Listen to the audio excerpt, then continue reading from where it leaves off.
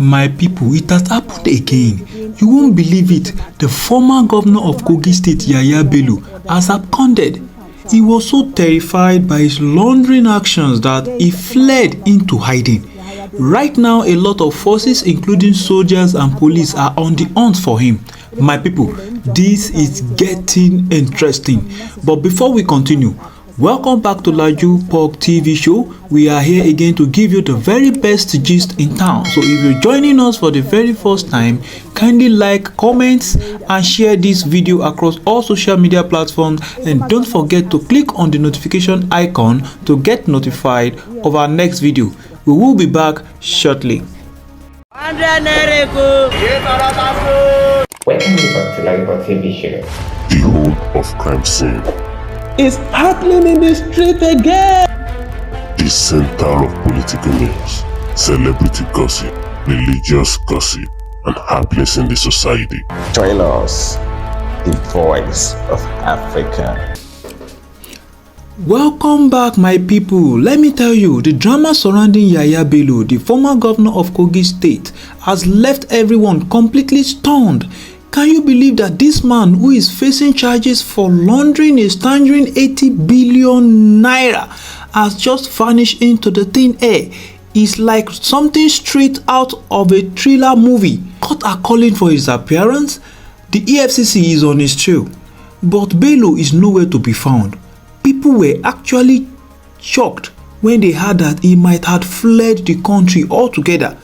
Rumor has it that he could be hiding out in some far-flung place where Nigerian law can't touch him. The sheer goodness of it all. In fact, he has been declared a fugitive. Whereas the lawmakers are promising that they will make sure they bring him to justice. And get this, while Bello remains hidden, his lawyers are still showing up in court. But what's the point? The judges and the EFFC aren't playing games anymore. They've been demanding his appearance, and this is the 6th time he's failed to show up. Can you imagine the audacity?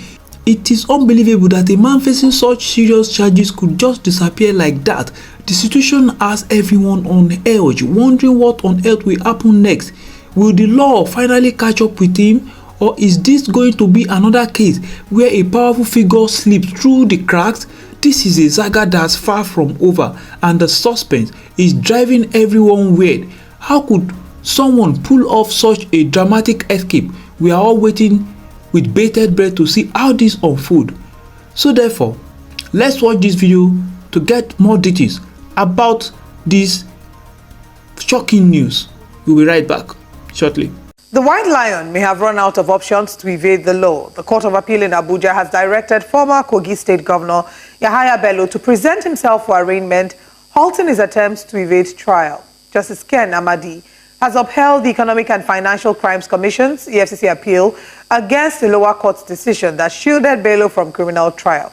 The court found the lower court's judgment scandalous and emphasized that no court can prevent law enforcement agencies from performing their duties. Now, Bello must now appear for arraignment before taking any further action in the case, which involves charges of 80 billion naira fraud. Joining us is the head of media and publicity at the Economic and Financial Crimes Commission, Dele Oyewale. Good morning. Thanks for joining us, Mr. Oyewale.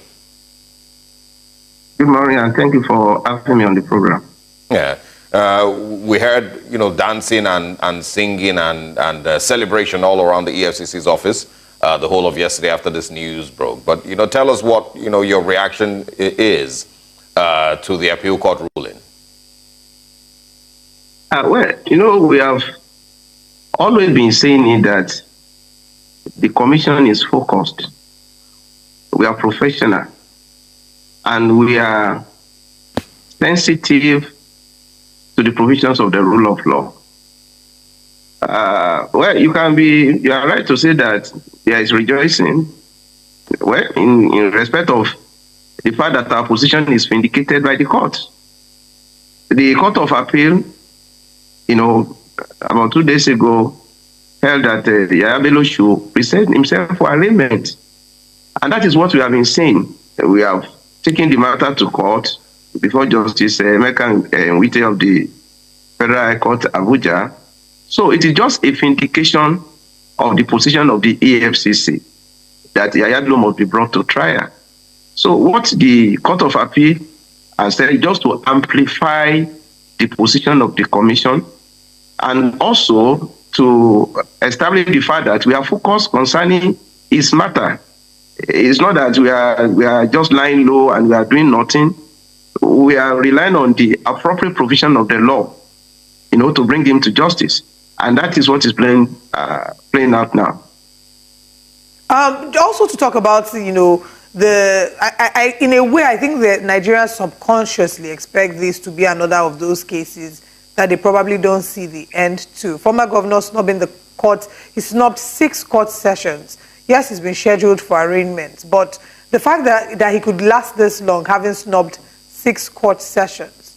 Talk to Nigerians and, share with us why Nigerians should believe that they will see the end of this case and it will not be one of those that will just be swept under the carpet. Because I do not believe that a common, regular, everyday man would have been able to snub 6 court sessions and not have gotten a warrant of arrest at this point. Well, I want to quickly disagree with you that some cases are swept under the carpet. There is no case before our court that is swept under the carpet. Yes, there may be delay in the resolution of some cases because of some issues of procedures, processes, and the rightful provision of the rule of law. But it is not right to say that there are cases that are swept under the carpet. No. All of our cases are receiving the rightful attention at every level of our court. If there is a delay, the delay will be resolved. Now, concerning this matter, we have taken his matter to court. I have always been saying it, that the Economic and Financial Crime Commission cannot be the accuser and the judge in his own matter. You see, our mandate allows us to investigate, to prosecute, but our mandate does not allow us to adjudicate, to resolve matter in court. It is the job of the judiciary. So we are in court against him. I think we have made about 6 appearances, and the court is doing its rightful work. So I think what we only need is to be patient and to have faith in the judicial process and to have faith in what the Economic and Financial Crime Commission is doing. I believe that justice will be served, and I believe that Yahaya Bello is going to have his rightful place, in court. So I think we should just be more patient. You can see that the judiciary is working, the EFCC is working, and we are going to see the end of this matter in a very, very judicial and judicious way. Can I also please ask, because you're saying that Nigerians should have patience, and I wonder what the picture of patience in the case against Yahaya Bello would look like, because there are those who would argue that if somebody has snubbed 6 court sessions, that a warrant of arrest should have been issued, because there's no guarantee that, what is the guarantee that, yes, he's been scheduled for arraignment, what's the guarantee that he will show up? If he doesn't show up again, what happens next? Do we keep continuing the cycle? Well, if you have been following this matter, a warrant of arrest was issued, and that was what empowered us to move to arrest him before he evaded the arrest. So a warrant of arrest was issued. We followed up the processes, and we made effort to arrest him. He evaded the arrest. We declared him wanted. Normally, in any law enforcement agency, that is the rightful procedure. There are suspects that may not want to present themselves for arrest. The right thing to do is to declare such a suspect wanted, which we have done. So is he still declared wanted? We have gone beyond that. We have even drafted charges against him, 19 count charges, and we have taken the matter to court. Is he still His declared lawyers, wanted? our lawyers, they are meeting in court. So I think we should understand how the judiciary works. It is not enough for you to say a suspect that has been declared wanted, a warrant of arrest has been issued. The Economic and Financial Crime Commission has also moved to ensure that the warrant of arrest, is effected. He evaded the arrest. So we are still exploring other ways of bringing him to justice. Can you help us clarify can you please help us clarify if he's still declared wanted? We have declared him wanted and he remains wanted.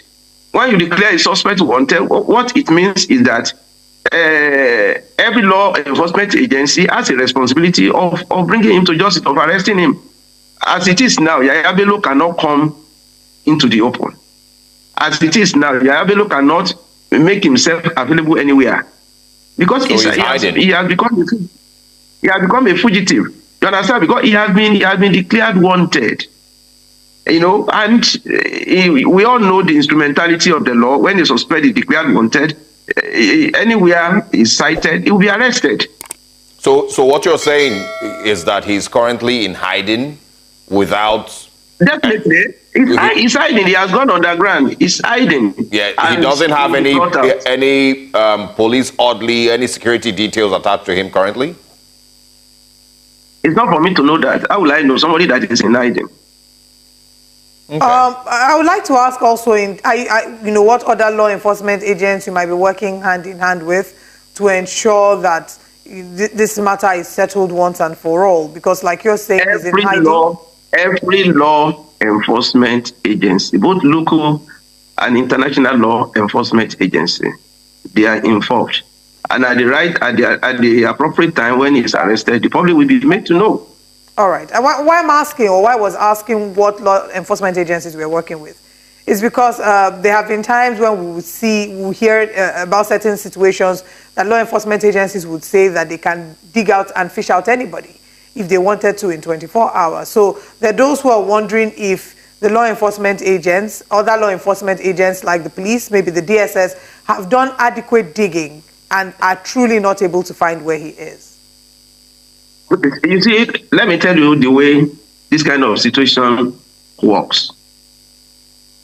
When you declare a suspect wanted, we are not going to be talking too much about the processes and the procedures and the intelligence that we are sharing and all of the things that are involved. We are not going to be telling you that.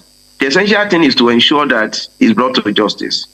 When I say law enforcement agency, I mean every law enforcement agency. That is the position of the law. He's declared wanted. You know, so anywhere he's cited, he will be arrested. He will be handed over to the EFFC. That is how it works. Yeah. So it is not enough for you to say the police, the DSS, any law enforcement agency has a constitutional responsibility to arrest him anywhere he's cited. All right. And bring him to the EFFC. Yeah, they have a responsibility, no doubt, but I'm sure that you also understand why there is a trust deficit between the Nigerian people and the EFFC and, of course, other security agencies. It is because we've had a long history where people have followed stories of high-profile accused, and a a lot of people have been disappointed, with the way that these cases eventually turn out. I think I need to quickly bring you to a kind of remembrance. There are some ex-governors that were declared wanted like Yahaya Bello in the past, and they were arrested, not only in Nigeria. Some were arrested in the UK, some, in some other countries, and they are brought to justice. Yeah. So it's fair enough to say that I think we should also recall some incidences in the past about this kind of situation. So what I'm referring to, apologies. What I'm referring to is not necessarily those who have been arrested. I'm speaking generally on the success rate of prosecuting high-profile individuals. When we started this conversation, you rightfully admitted the fact that the decision of the Court of Appeal, was widely acclaimed, was widely embraced, and Nigerians, and that should tell you that there is something that is going on. There is something that is being done. Yeah, and very soon, he will be brought to justice. Yeah, just a final question. How certain are you that the EFCC will take this case all the way to the end, and if Yahaya Bello is found guilty, he will go to jail? It's not a matter of I have faith in the efficacy, in the integrity, in the credibility and professionalism of the EFCC. That I can take to the bank. Our record of convictions, our record of recoveries, our overwhelming success, in the fight against corruption, they are a testament to all of these things. It's not a matter of how sure I am. We are doing the job and we continue to do the job. And I can assure you that Yahaya Bello is one out of... Aha, my people, can you imagine the sheer audacity of Yahaya Bello? The man allegedly stole over 80 billion naira from the people of Kogi State. We keep shouting that there's no food, no job, no development, no infrastructure. Yet the Nigerian government continues to squander money like it's flowing from a river. It's infuriating. Let's talk about the Tinubu administration for a moment. Have you seen the ridiculous spending? Billions of naira that have been wasted on unnecessary project, luxury items and outrageous allowances for politicians, while the average Nigerian struggles to put food on the table. These leaders are living in unimaginable luxury. And what about Yahaya Bello? Instead of facing the consequences of his action, he runs off to God knows where, leaving us to deal with the mess he created. Think about it. How can a country that claims to be democratic allow its leader to bleed the nation dry while the people suffer? Tinubu's government is no different. They are all same. Yahaya Bello, Tinubu and the rest of them, they are playing with our future, treating our nationality treasure like their personal piggy bank. It's disgusting. Look around you. Schools are underfunded, hospitals are crumbling, roads are death traps, and the youth are jobless. Yet these politicians are busy buying mansions abroad, flying in private jets, and throwing lavish parties. How much longer are we going to sit and watch while they destroy our country? Yahaya Bello disappearance is just another example of the rot of the core of Nigerian politics. These leaders think they can get away with anything because the system is rigged in their favor. But how long will this continue? How long will Nigerians be patient while these so-called leaders continue to plunder our resources? It's time we see enough is enough. We need to demand accountability from these politicians, and if we don't do that, they'll continue to steal from us, leaving us with nothing but broken promises and shattered dreams. My people, it's time to wake up and take action before it's too late. And as for me, I've already taken my action because I will keep bombarding you with the latest gist and their secret. I will keep uploading the secret until everything has been revealed. So therefore, my people, for you to keep up to date about the latest gist of all these luxurious and extravagant politicians, kindly click on the notification icons so that you get notified of all our videos. And also don't forget to like and comment and share. Thank you.